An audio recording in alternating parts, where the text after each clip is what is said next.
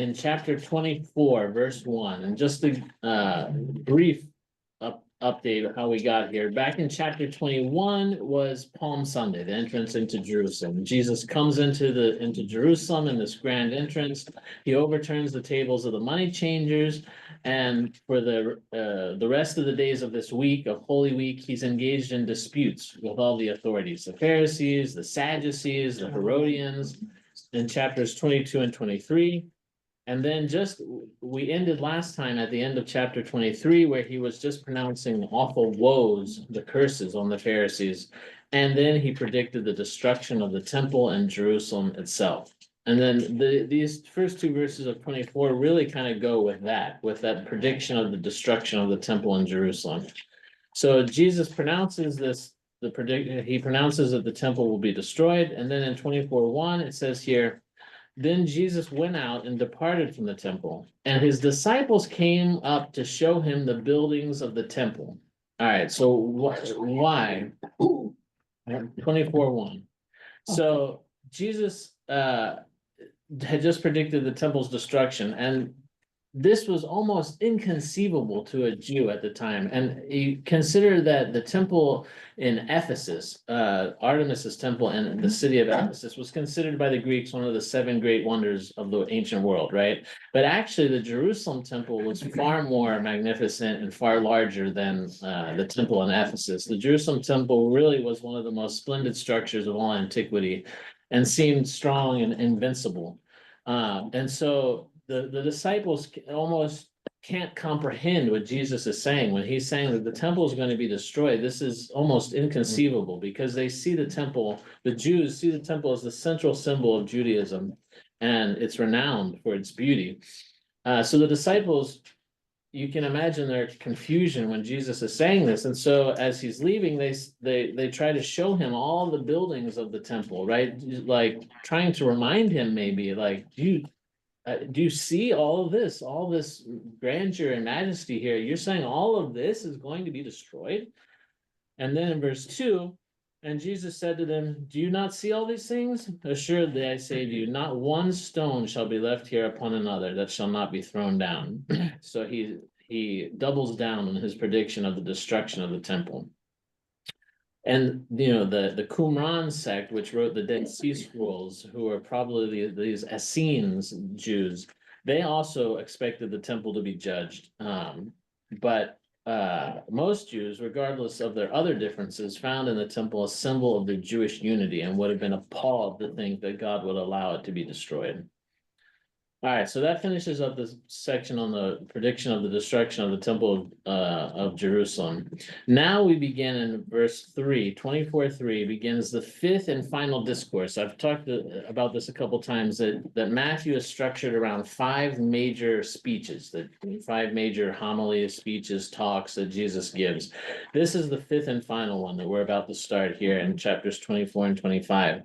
And it's called the Olivet Discourse sometimes because it's going to say here in verse 3 that he sat on the Mount of Olives to deliver this speech. But it's also sometimes called the Eschatological Discourse, which is a fancy way of saying it's about the end times, right?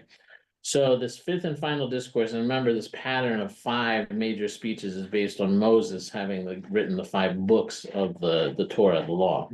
So Jesus begins this fifth and final discourse on the end times. 24:3, it says, now as he sat on the Mount of Olives, the disciples came to him privately, saying, tell us, when will these things be? And what will be the sign of your coming and of the end of the age?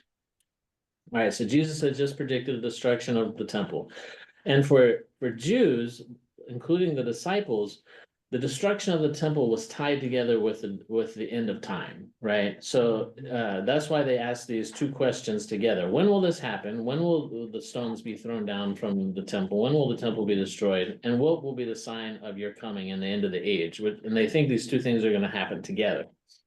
But they're actually 2 separate questions, which Jesus is going to parse them and answer them separately.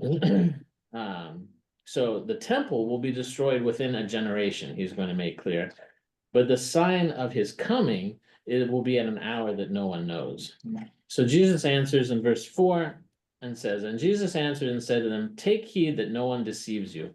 For many will come in my name, saying, I am the Christ, and will deceive many. So there were many messianic figures, people pretending to be the Messiah, the Christ, in the first century and after the first century, and they often attracted large and devoted followings. But Jesus is warning them, take heed that no one deceives you, because many will claim that they are the Christ, that they are Jesus come again, but it's not so. Verse 6.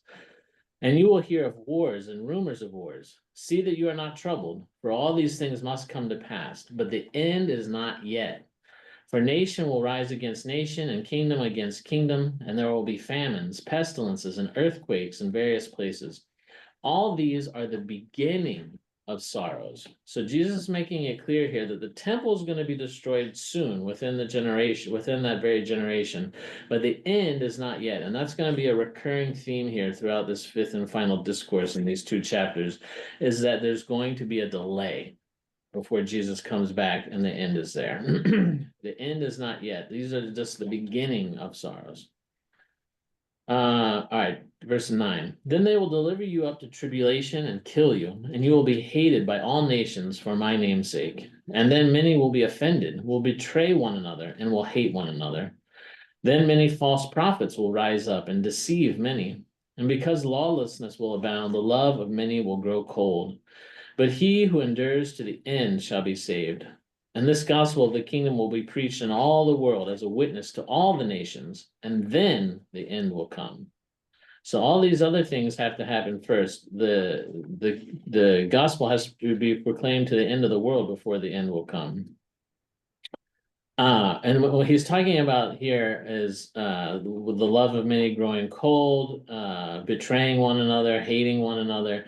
So under pressure, many converts to Judaism, many Greeks who converted to Judaism because of their interest in the Jewish faith, actually reverted to paganism. And Jewish texts warn of many Jewish people turning from God in the end time, just as they had before the rise of the Maccabees in the 2nd century BC. So the Maccabees also were at a time when Israel was occupied by these overlords, by these Greek Gentile overlords. The Maccabees rise up to throw them off, but during that time, before the Maccabees rose up and threw them off, it was a time of suffering and apostasy, and especially handing over friends to persecutors were considered horrible crimes. Thus, Jewish readers would have readily understood Jesus' warning about persecution and apostasy here. His teaching concerns the spread of the good news of the kingdom among all nations. However, it runs counter to prevailing Jewish teaching. So although apocalyptic writers expected persecution by the nations, they did not anticipate a widespread conversion of Gentiles before the end. So Jesus talking here about the kingdom will be preached in all the world as a witness to the nations, and then the end will come, that this actually has to happen before the end will come, is very different from what Jews expected. Jews expected the Gentiles, the nations, the Greeks to be punished for not helping Israel. But here Jesus is saying, no, the good news has to be preached to them before the end will come. So they are part of God's plan of salvation, not part of God's plan of damnation. And so this movement that we see of conversion to orthodoxy is in line with what we're reading here. It has to happen. Jesus commanded it. We're going to see that throughout this section here, that Jesus commanded us to be busy about our Father's business during this interim period here. This is what he's really going to hammer on in this next chapter and a half, is that there's going to be a period of delay before he comes back, but the key is, how are we going to use this time? Are we going to be found working for our master, even though he's away and not, maybe he's not in the household with us, supervising us, but he's left. He's gone on a far trip, as it says in some of the parables.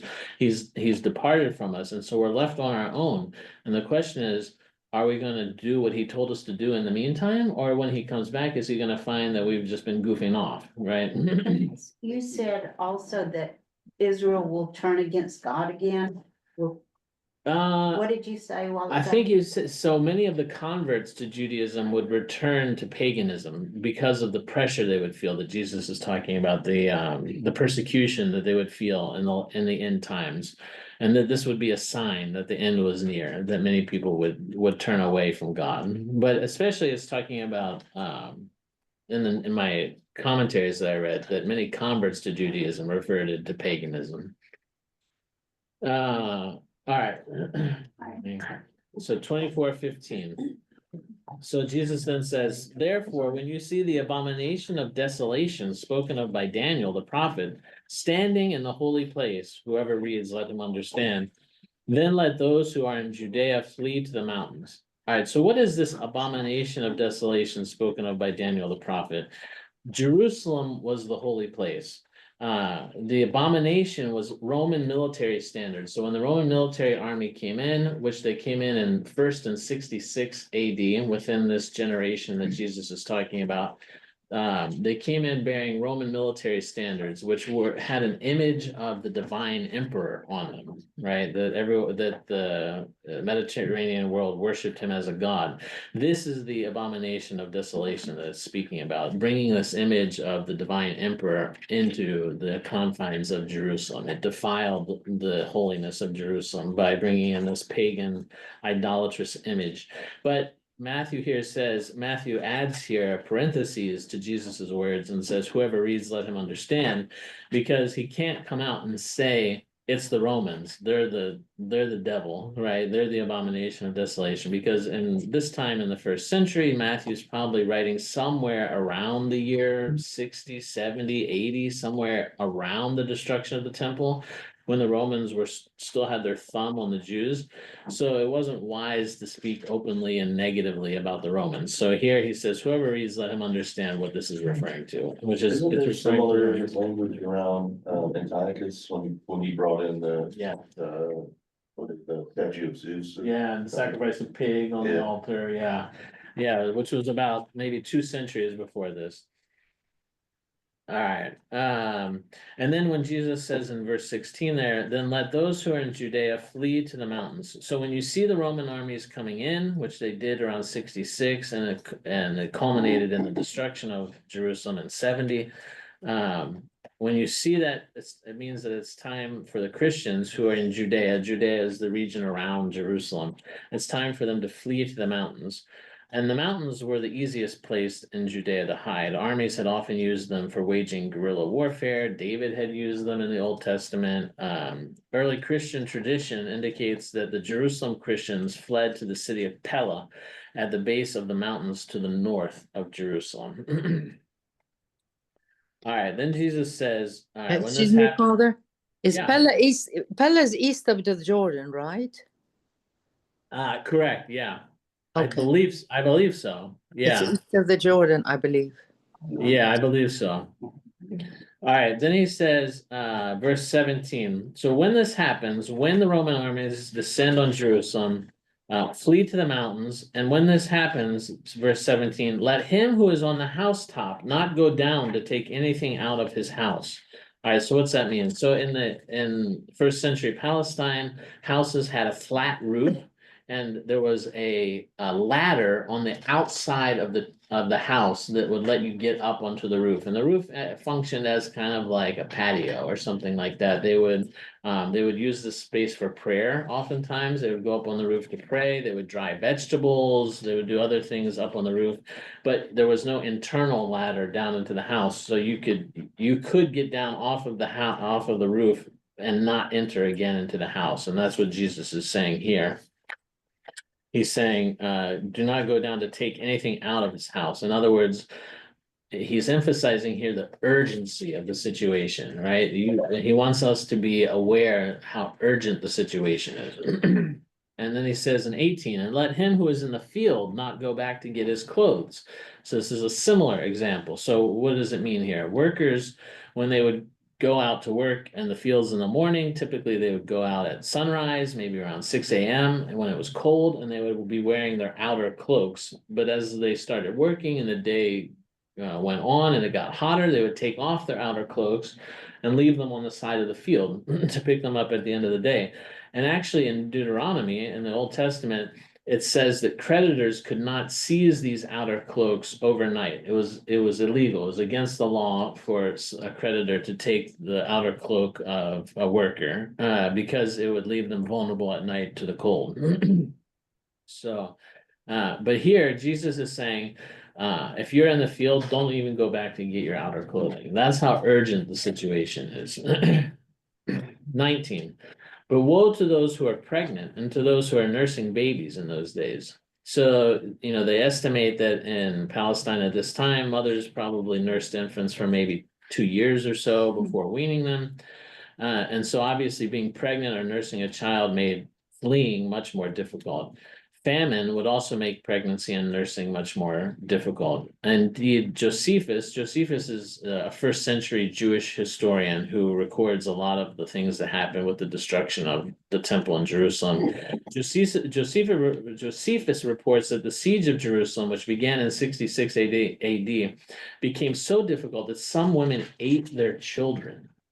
That's how difficult the siege was.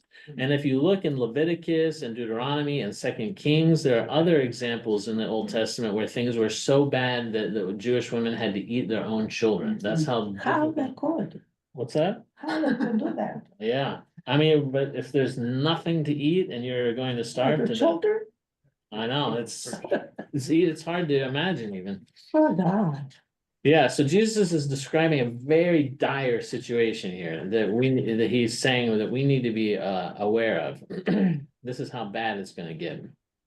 And verse 20, and pray that your flight may not be in winter or on the Sabbath.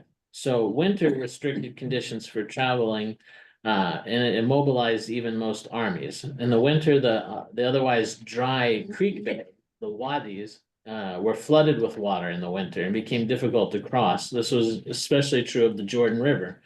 So, and in fact, in the spring of 68, some Jewish fugitives from another city, not Jerusalem, did try to escape the Roman army during this war, and delayed by the Jordan's flooded waters were mostly slaughtered by the Romans. So this actually, what Jesus is warning about, actually was an impediment to fleeing, the waters covering the paths in the winter.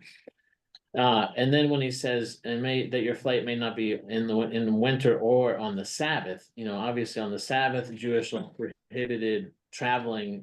I think it's something like 2 kilometers, something like 1 kilometer, something like that. It was the limit, according to the Pharisees, that one could travel on the Sabbath, but it was also prohibited to ride horses, mules, or any other means of transportation. The only thing was walking up to this certain amount.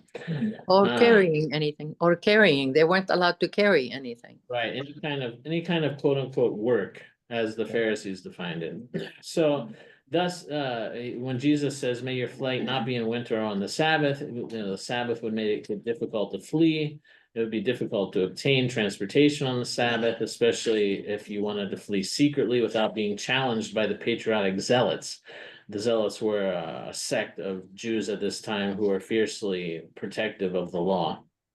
And the Sabbath could be violated to save life, which Jesus was clearly intimating here, that it would be saving your life to violate the Sabbath by traveling, fleeing on it. You'd have to carry your child too. Right. Carrying. Right. That be okay? Well, if it saves life, you can violate the Sabbath, but the Pharisees would possibly disagree. I mean, I think part of the problem here is what we're going to see unfolding in this chapter is that Jesus is really pushing us to recognize the urgency of the situation, whereas other people are kind of blissfully unaware of how bad things are, right? So they're not taking it as seriously as they should. All right, so then it says in 21, for then there will be great tribulation, such as not been seen since the beginning of the world until this time. No, nor ever shall be. And unless those days were shortened, no flesh would be saved. But for the elect's sake, those days will be shortened. All right, so what's he referring to? Probably he's referring to the 1290 days referred to in Daniel 12, this time of tribulation, 1290 days. But he's saying that the days will be shortened, will be cut short to ensure there are survivors, because if it was allowed to stretch the full amount of the days, there would be no one left Jesus is saying, and he's saying, but for the elect's sake, those days will be shortened. But so in other words, because of the elect, the Christians, because of their interceding in prayer, that God will cut short the days of suffering to ensure that there are survivors. Verse 23. Then if anyone says to you, look, here is the Christ, the Messiah, or there, do not believe it. For false Christs and false prophets will rise and show great signs and wonders to deceive, if possible, even the elect, the Christians. So some Jewish false prophets in the first century drew large followings by claiming that they could perform miracles, such as parting the water of the Jordan or making the walls of Jerusalem fall down, but obviously they failed to make good on such promises of miracles. Verse 25, see, I have told you beforehand. So Jesus says, see, I've told you beforehand, which is echoing Isaiah 48, verse 5. In Isaiah 48, verse 5, God says the following. He says, yet I told you long ago, before it came to pass, I made it well known to you, lest you should say my idols did them, unless you should say my carved images and my molten images commanded them from me. So in other words, this advanced warning is a way of encouraging trust in God, right? You can trust what I say because I'm telling you in advance, and when you see that it happens exactly as I said it's going to, then you're going to know that it's from me, right? Therefore, 26, therefore, if they say to you, look, he is in the desert, or the word is also eremos in Greek, the word can also mean wilderness or desert. Therefore, if they say to you, look, he is in the desert, do not go out. Or look, he is in the inner rooms, do not believe it. So what does it mean? Look, he is in the desert or in the wilderness. These would-be fake messiahs would often come through the wilderness or the desert around Jerusalem, trying to imitate Moses, who obviously led the people through 40 years in the desert. And Jewish people expected their deliverer to be like Moses. After AD 70, after the destruction of the temple, and especially after the Romans came again in AD 135. So what happened around 135 AD was there was the Bar Kokhba rebellion, which was another kind of false prophet who comes up and leads these people into revolution against the Romans, and the Romans come in and squash them. Although they had destroyed Jerusalem before in 70, there were still some buildings. Now they come in 135, they razed the whole city. There's nothing left. There's no ruins even left after 135. That's how much the Romans crushed them. So because of Father, these, sorry. yeah, go ahead. I'm going to ask maybe a stupid question, but I'm going to ask it anyway. How do you relate? I mean, this is talking about the end of the times, and it was 2,000 years ago. How do you relate that to current times? I mean, we still haven't seen the end of time. So are we? I mean, I know we're still anticipating, but Yeah. how do you pull the two together? Well, I mean, we're going to see here in the next few verses that Jesus says that there's a long delay. He Right. intimates several times that there's going to be not only a delay, but he even says a long delay before he comes back again. So, and then Saint Hilary of Poitiers, he actually says, coming up pretty soon, he says something like, it's for our spiritual benefit that God has not revealed to us when the end will come. You know, and this is hard for us to understand because we live in a time with modern Protestantism where it's very common to speculate constantly about events, you know, current events and how it relates to the end of the world, and this happened in such and such a part of the world, and therefore the world's going to end. And this is precisely the opposite of what Jesus is saying to do. Jesus is saying, don't do that, which is exactly what so many Protestants today want to do. They want to obsess over interpreting the signs of the times and trying to predict the end. But Jesus is going to be very clear, don't do that. So Can we live like every day, like today is the day? yeah, I think, mean, yeah. I mean. Well, I mean, I Yes, get we that, are. but I'm just saying how, I mean, so much of all these calamities have happened, all these famines have happened. I mean, a lot of what is said here has happened. And I Right. just, They may continue for 2,000 more years. well, Right. I get that. I'm just trying to make, anyway, it seems, Yeah, I know it what seems you're a little saying. abstract. Yeah, I mean, but he says, a few verses ago, he says all those things that he predicted, the wars, nations turning against nations, famines, pestilences, this is all the beginning of the sorrows, the beginning of the birth pangs, so and in God's time, who knows how long that lasts? It's Right. been 2,000 years, it could be another 2,000, like Hal said. Yeah. You know, yeah, during the communist takeover of Russia, that the Russian Orthodox thought this is it, because they Yeah. had all of these things and it was horrible. Yeah, But you would think, okay, this must be what Jesus was talking about. And Right. It'd be easy to think that, but I don't know if anybody wrote about it. There's Yeah. also those early, like it's particularly like apocalyptically minded writers. They talk of things very much as like two ages. There was the age that touches the first day is the beginning times, the age that touches the last day is the end times, but end times in some of that more apocalyptic context doesn't mean like the last 2 weeks that we're around. It means you're part of that era that touches the end. Yeah. Suppose that during the last two world wars, people all had the same thoughts. I mean, Exactly, terrible. exactly. Right. And I'm sure people Yeah. overseas now think it's the end. Yeah, and if you look at, for example, what we were just talking about, famine being so bad that women are eating their own children, So, we think that things are bad today and we say, oh, it's so bad, the end must be here. Well, it's been bad before, Yes. Well, there are certainly famines now in parts of the world, so I mean, it's still going on. Exactly. Yeah, Jackie, did you have a Yeah, question? my question, I'm sorry, maybe you already said this, but why did the Romans come to Jerusalem in 66 AD? Because of all the, well, they were already there, first of all, the Romans Right. were the overlords of Jerusalem, so they Right. already had an army contingent there, but. There was a Uh, rebellion. There was a rebellion, revolution based on false prophets also in the sixties, Oh. in 66. So this is what led the Romans to come in. And you can see this tension in the Gospels, especially coming up in the last few chapters of Matthew, that, once we get into the scenes with Pilate and so on, the Roman government officials are very aware that they're sitting in a powder keg, right? And that revolution is always behind the door, right? That it could occur anytime, and they're very aware of that, and that's why they're so quick to put down Jesus, because it could potentially spark something that they don't want to happen. So there was constantly, even from Jesus's time, now we're talking about 30 AD, there was all these there were claimants to be the Messiah that were leading these rebellions like the Maccabees had 200 years before. And so the Romans basically just had enough of it. And said, that's it, we're coming in. And even then they showed some kind of restraint, because when they laid siege to Jerusalem in 66, then it wasn't until 70 that they finally got fed up with the Jews and said, all right, that's it, we're destroying the temple.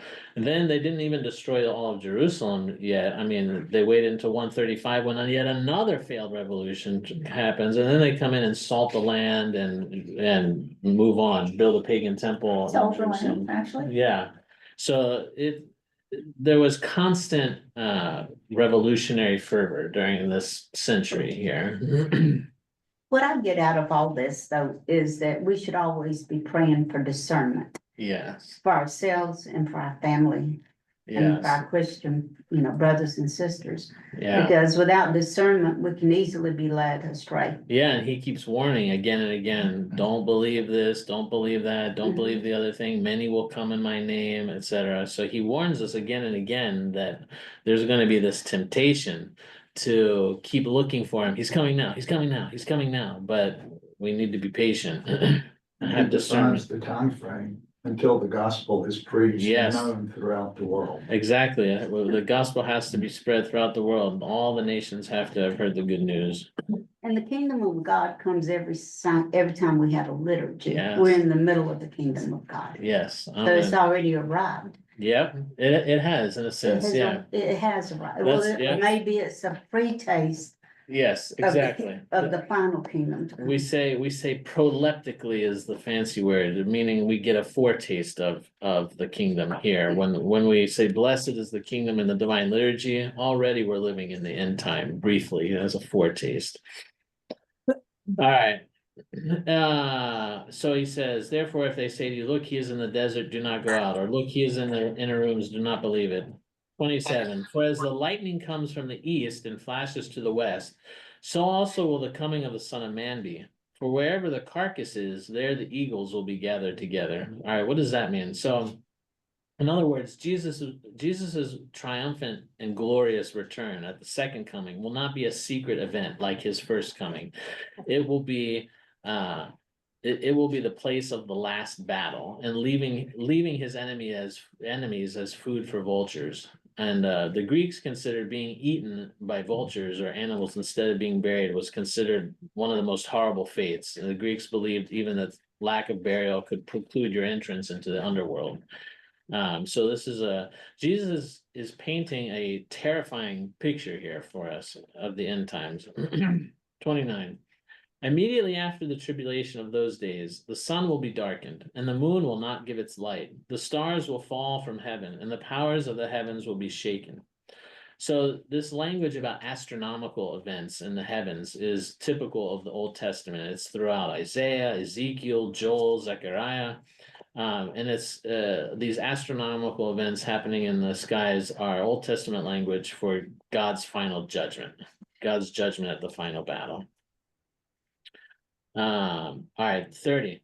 Then the sign of the Son of Man will appear in heaven, and then all the tribes of the earth will mourn, and they will see the Son of Man coming on the clouds of heaven with power and great glory.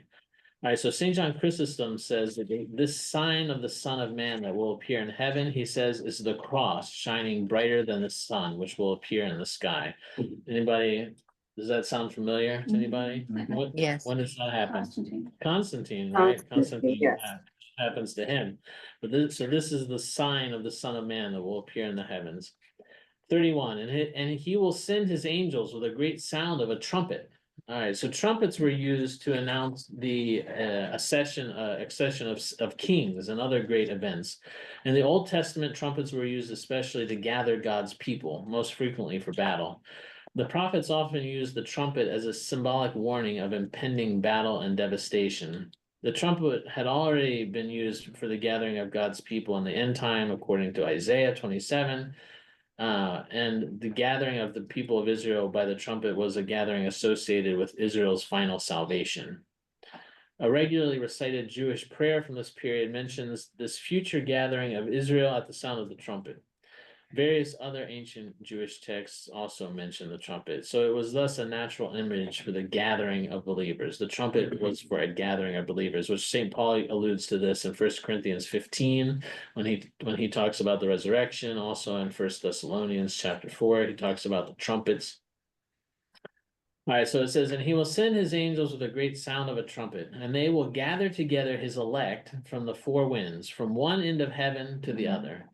So from one end of heaven to the other was, the idea in the Jewish world was that there was this dome covering, the earth was flat, it was set on these foundational pillars, and that there was a dome that covered the earth, this flat earth.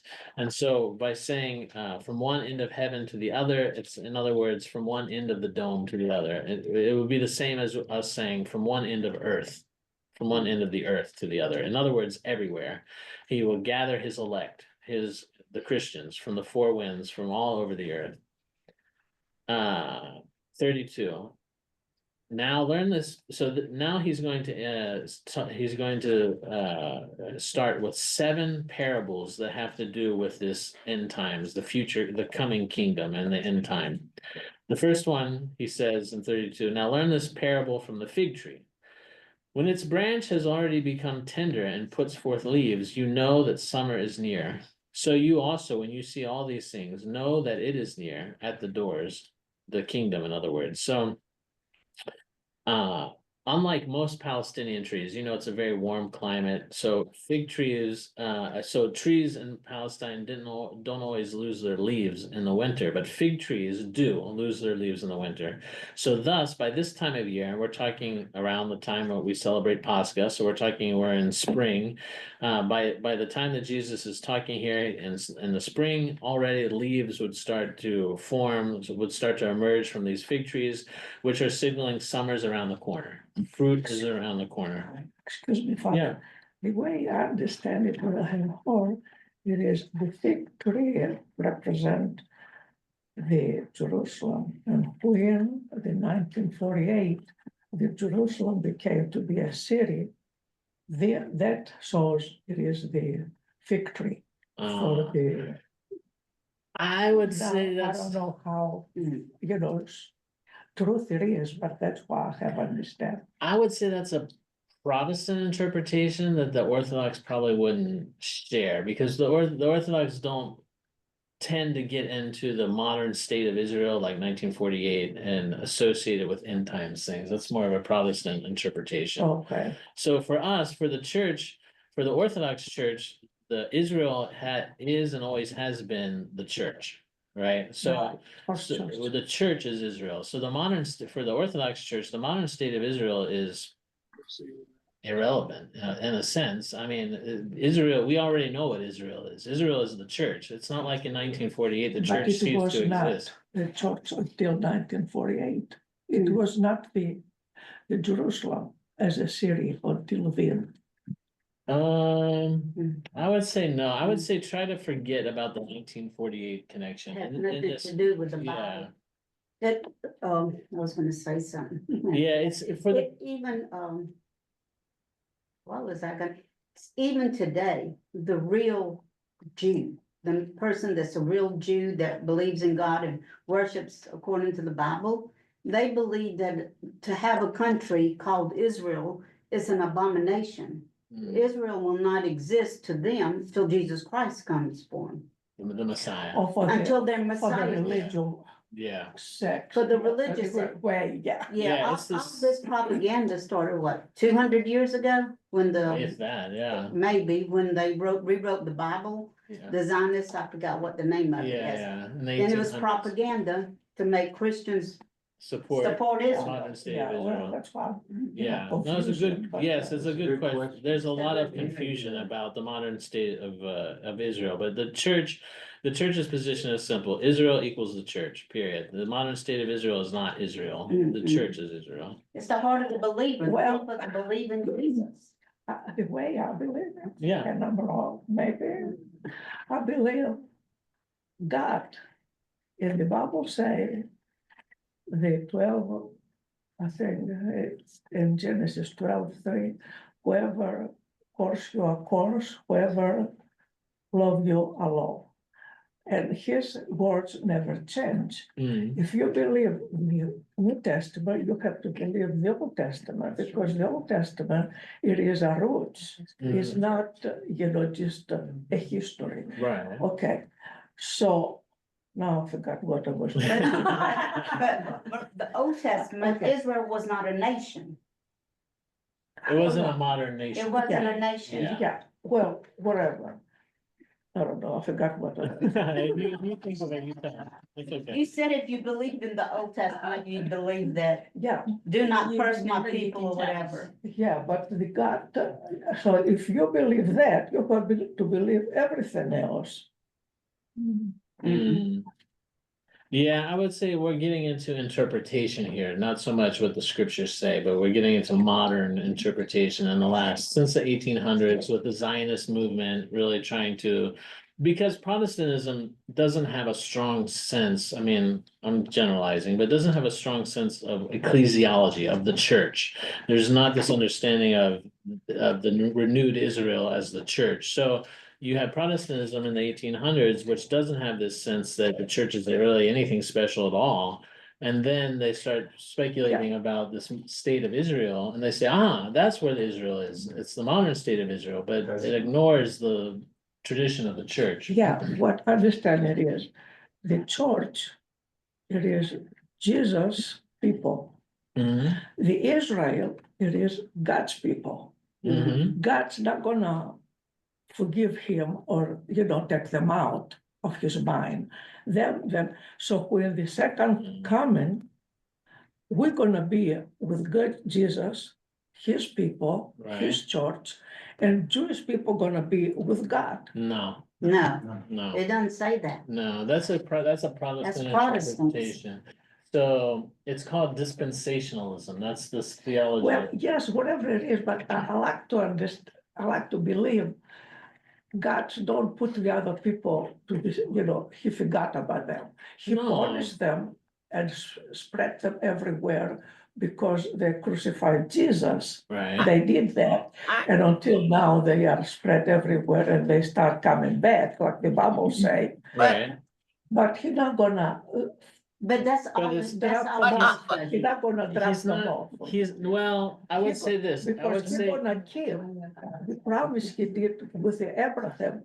We're no. all Abraham No. seeds. Because Jesus is pretty clear, whoever believes in me Right. will be saved. Right. So a Jew And today we who are in doesn't, the church. a Jew today who doesn't believe in it, in Jesus, is It's not not gonna be saved. saved. No. Jesus's words are clear. They're not gonna be saved, that's for Right. sure, but I'm talking about the people they, Jews who believe in Jesus? yes, Oh, yes. sure. But they're- they're no longer Jewish. Yeah. They're Christians, Yeah, right, yeah, right. yeah. That they're no longer Jews. Yeah, Right. They are Jews that believe in Jesus. Right. But there's that's a difference. There's a difference. Well, they don't see it that But way. if you, might. yeah, the country of Israel today is 90% atheists. Yeah, yeah. 90% atheists. really? Yes, ma'am. They don't even believe in God. It's a, the, Yeah.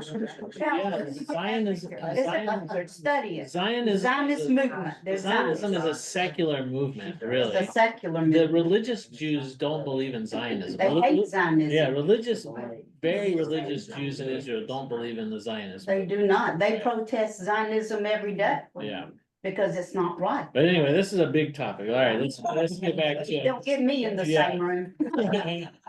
Do not get me in the same room. I want to learn more. 34. That's why we're here. So Jesus is saying that, just as you, and here it's a little, he goes back to this image of the fig tree, which just a couple of chapters ago, when he was heading into Jerusalem, remember, he goes in, Yeah. the great entrance into Jerusalem, Of he course. goes out to Bethany, and then the next day he goes back into Jerusalem, and on the way, he curses the fig tree. Yeah. But that's a different story than this parable here. There's a slightly different meaning to this parable. This parable is talking about the nearness of the kingdom, then knowing the signs. Is there a significance, because if I were writing this parable in the context he's doing, I would have framed it, I think, as the leaves starting to fall. It's like you're entering this bleak period, Hmm, but his metaphor with the fig tree is when the fruit is coming. right, When there's actually life coming into this. right. So I wonder, is there like a significance in the coloring of the season that he's using where there's life is emerging and. Yeah, I mean, because he sees the coming kingdom as this coming fruit, as this coming summer, as this coming period of fruitfulness. So he's likening the kingdom to the fruition of the figs, right? So to this good thing. So there's a slightly different tack here than in the earlier cursing of the fig tree. All right, 34. Assuredly, I say to you, this generation will by no means pass away till all these things take place. Heaven and earth will pass away, but my words will by no means pass away.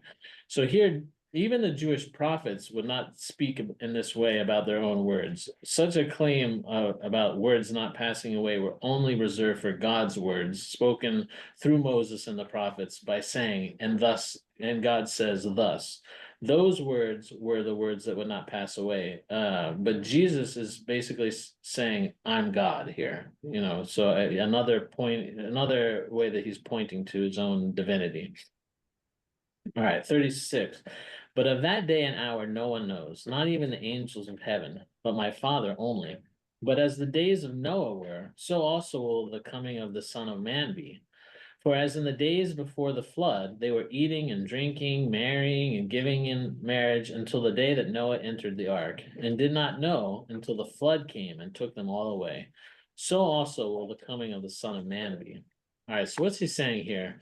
So in Noah's time, Noah was preaching that the flood was coming, but no one paid any attention to him, right? And there was no kind of unmistakable warning or sign before the flood, except for Noah's preaching, which no one paid attention to. In the same way, Jesus is preaching about the coming flood, about the coming judgment, is also not being paid attention to, right? No one's taking him seriously. He's saying the same thing happened with Noah.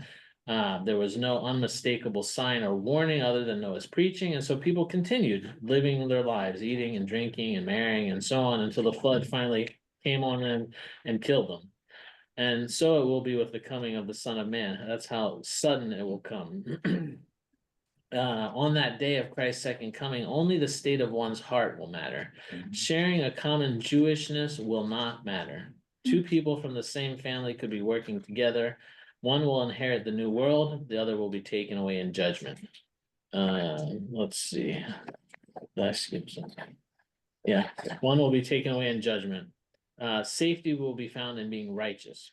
And then there's an ancient Christian commentary that's anonymous, but it says, when speaking about those eating and drinking in the time of the flood, the Lord does not forbid these activities, eating and drinking. Rather, he teaches us to exercise them spiritually to the glory of God, as opposed to pleasing the flesh. You know, just as Paul says, do everything for the glory of God, whether you eat or drink.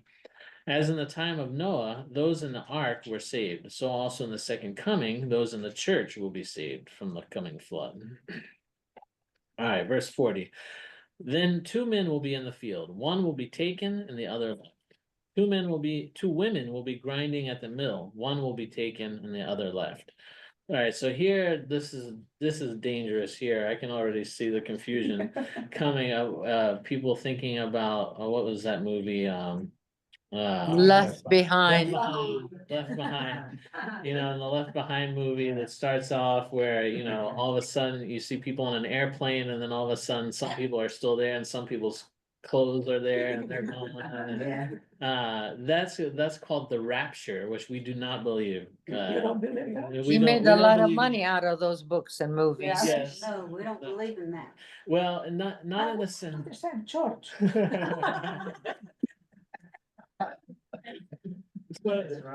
So, See, that, it's beautiful to go to Bible studies like Protestant. I used to go to them all the time.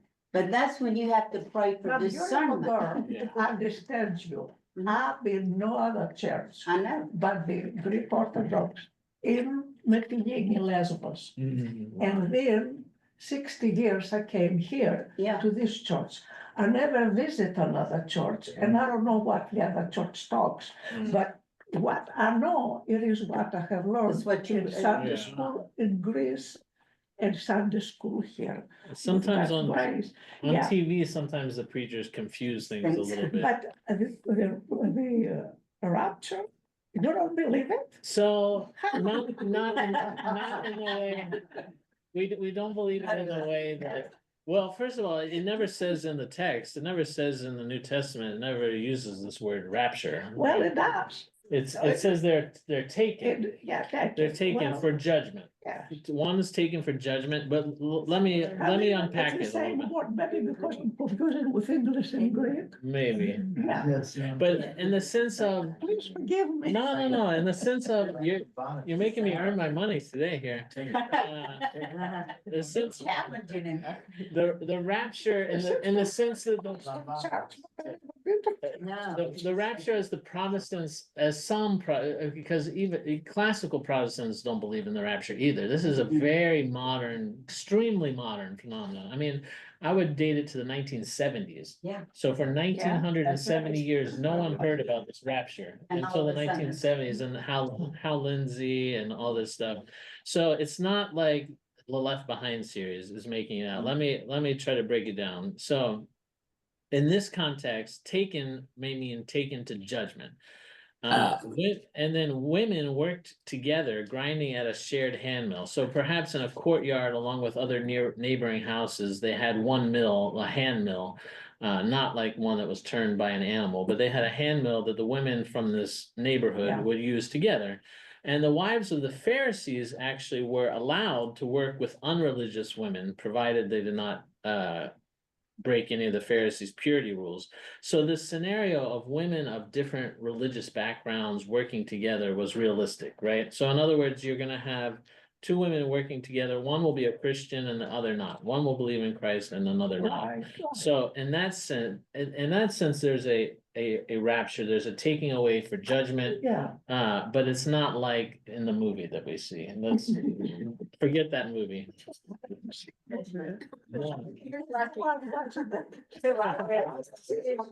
bet all those things. No, there's like a series of books about the rapture. I read a Well, one. yeah. Oh, no. Jesus says in the Gospel of John, the judgment is now. I believe in the The judgment. judgment is God now. The is gonna, judgment gonna be 1,000 years after, because Jesus gonna come first, he gonna rule for 1,000 years, and then That the was, judgment gonna that was come. declared a heresy. That was That's a declared a heresy. heresy. What is that? The literal 1,000-year rule of Jesus was declared a heresy by the church, like, the 7 1800 days of years ago. Jesus could be 7,000 days. Nobody Yeah. knows. There's, So Jesus, when he comes, okay, okay, go ahead, finish. okay, all right. We'll try to get to the end of this chapter. I was hoping to do 2 chapters today, but we're gonna be lucky to do one. But this is good. All right, this is good. This is All good, right. Marilla, thank you. All right, so now he says, so he's talking about 2 men in the field, 2 women at the mill. Then he says in 42, watch therefore, for you do not know what hour your Lord is coming. This is the point here. I mean, we can get lost in all of this other stuff about the rapture, but here's his point. You don't know what hour your Lord is coming. He can't possibly be any clearer. But the movie Left Behind wants to tell us exactly when he's coming, even though he says again and What again movie is and that? again. I didn't see that movie. It's I called didn't Left go to the Behind. movie. That's Left good. Behind, but it was a book. It was a very popular book. Just read that. Yeah, you're right. It was a very influential book that, This is one of the movies. yes, yeah. But it's just simplifying.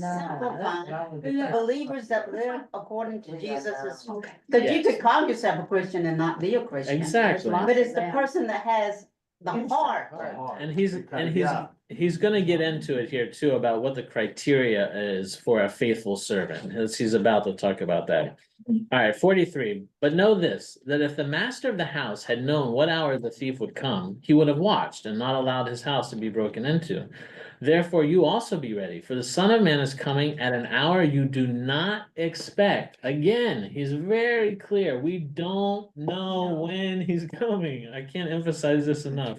That's true, baby. Yeah, so thieves actually in this time in the 1st century Palestine, you know, the walls were made of clay. So sometimes thieves would break into a house by actually digging through the clay wall. But if it was a wealthier person, they would have stronger walls and they would have doors that could be kicked down. And in those cases, the wealthy would appoint servants to watch the doors at night. But in any event, you get this image, and of course, just like today in the ancient world also, if a thief breaks into a house in the middle of the night, it's considered completely fair game to kill the thief, because you're knowingly breaking into an occupied house and the person has the right to defend themselves. So you're talking about a very dangerous situation here, right? All right, and then here's where Hilaire Poitiers says, by declaring that no one knows the day, Christ removes from us any need to be concerned about a particular date. This uncertainty is beneficial for our spiritual life. So we have to stop trying to figure out when it's going to come and exactly how it's going to happen, etc. If he wanted us to know that, he would have said. All right, 45. Who then is a faithful and wise servant, whom his master made ruler over his household, to give them food in due season? So I don't know if you guys remember, what was that show? Downton Abbey? Did you see that show? And you remember the older gentleman who was like the head of the servants? You know, they would go down, the butler, they would go, Carson, they would go downstairs, and that's where all the servants lived, downstairs. And he was kind of, once you were downstairs, he was the boss, right? Even though he himself was a servant, he was a butler, but he was the boss. Because that's the faithful and wise servant that they're picturing here, is this head of the servant who's the head of the other servants. And so he's saying, whom his master made ruler over his household, to give them food in due season. That's a kind of not a great translation. In other words, to provide and care for them when it was time to eat, right? So he was the one who was in charge of making sure all the servants got fed, etc. The master of the house didn't concern himself about what time servant so and so ate lunch or whatever. All right, so there's this faithful and wise servant who's himself is a slave, but he's set over his other slaves. 46, blessed is that servant whom his master, when he comes, will find so doing. In other words, taking care of his fellow servants. Assuredly, I say to you that he will make him ruler over all his goods. But if that evil servant says in his heart, my master is delaying his coming, again, here, so we have in this parable this idea of a delayed coming. My master is delaying his coming and begins to beat his fellow servants and to eat and drink with the drunkards. The master of that servant will come on a day when he is not looking for him, and at an hour when he is not aware of, and will cut him in two and appoint him his portion with the hypocrites. There shall be weeping and gnashing of teeth. All right, so It reminds me of the hymn we have, blessed is the servant who you will find during Holy Week. I think that beautiful hymn that we sing on Bridegroom service. The bridegroom service. bridegroom service, that's right. Yeah. in the midst of the night. Yeah. All he's telling us is to be right, try to live a righteous life, doing what Jesus Christ is telling us to do. Yeah. So when he does come, Right. But the God temptation, willing, we'll be, the temptation here is that in between his first and second comings, especially now that we know as Christians living 2,000 years later, that there's going to be this at least 2,000-year delay. The question is, how do we prevent ourselves from becoming complacent, right? When we don't see the Lord, when he's not here teaching us like he is here in the first century to his disciples, and we have waited 2,000 years for him to return, and he's still not returned. How do we prevent ourselves from becoming complacent, lazy, drunken, like in this parable, not taking care of others who have been entrusted to us, etc. So that's the question: is in this long period of delay, what are we going to do with our time? Are we going to redeem the time? Are we going to be following his commandments? Or when he comes, and he's going to come for sure, and it's going to be without us knowing when, what will he find when he comes again? So St. Hilary of Poitiers says here, the parable of the good and wise steward applies first of all to the bishops, who are called to wisely feed their flock with the word of God, and to be constantly ready to give account of their stewardship in Christ's coming. All right, so this is an obvious parallel, that the head, there's a servant who's in charge of all the other servants, and we're all servants of God. We're all slaves of God, servants of God. So those who are appointed to be the stewards, not bosses, but stewards, first among equals, a slave also, but in charge, appointed, given stewardship of those under them. Will they be ready? Will they be feeding their flock with the word of God? And will they be ready to give account of their stewardship when Christ comes again? So in other words, the question for us all is, will we be found doing what we were tasked to do when he does come again unexpectedly? Well, walking daily, Father, walking. The whole idea is we're all growing in the Lord and learning how to walk daily with him. He says, pick up your cross and follow me. And also focusing not on oneself, but focusing on God, rather on our issues every day, because he says, don't worry about tomorrow or anything, whether you eat or drink or dress. I think part of the walk is becoming trained mentally to say, the Lord is with me. I don't have to worry about my car or what's next. God takes care of them. I do the daily things that whatever I do, but I have the Lord focused on the Lord in every issue and every little thing in our life. That's a training, a discipline of the mind, I think, where he says, put on the mind of Christ, who was always thinking about the Father's will. And so I think that is what we are doing right now, growing in the Lord, learning his word, praying that we may stay focused on the Lord and being one with him, that theosis. And that's what I think is what you're saying. Yeah. Don't you think being involved in the liturgical life of the church? I mean, if we're involved in the liturgical life of the church as much as we can, Yeah, We're we're doing- already living. And The Orthodox faith offers a way of life. yes, And Exactly. if we, as you said, Hal, discern, if we can discern that way of life, then follow it, I think it makes us stronger and helps us resist some of the things that distract us. That's one of the first, when we used to teach in the inquirers class, I'd always tell them, you've got to understand this is a way of life, and that you pick these feast days, and especially start out with Easter, and set your life in that cycle around the whole year. You begin that's right. pattern. It's a pattern that I guess that, I mean, the Orthodox faith gives you the tools, Yes, gives you the tools to live a spiritual life every day of the year. yes, And if you really immerse yourself into the Orthodox way of life, you're doing as much as you can, because it teaches you to be humble, spiritual, righteous, and everything else. yeah. Father, I Yes. guess that's where I was coming from in my question, but you did answer it. I just didn't give you enough time. Okay. All right, so that's a good place to stop. We'll keep this in mind, what Jesus has been talking about for next time in 2 weeks, when we talk about the next parable, the second parable he'll bring up, or sorry, the next parable he'll bring up is about the 10 virgins, the famous 5 wise and 5 foolish. But he's going to be, in other words, he's talking again about what do we do during this delay. The bridegroom, remember, in that parable is delayed in coming. He's delayed in coming. It's again, Christ will be delayed in coming again in glory. The question is, are we going to be among the wise who are waiting for him, or are we going to be among those who get lazy and aren't ready when he does come back? All right. God bless you. All right, bye, everybody. If I say something wrong. God willing, we're the wise. Right here. Heart is wise. Good. Yes, ma'am. Thank you, Father. Thank you, All right, Father.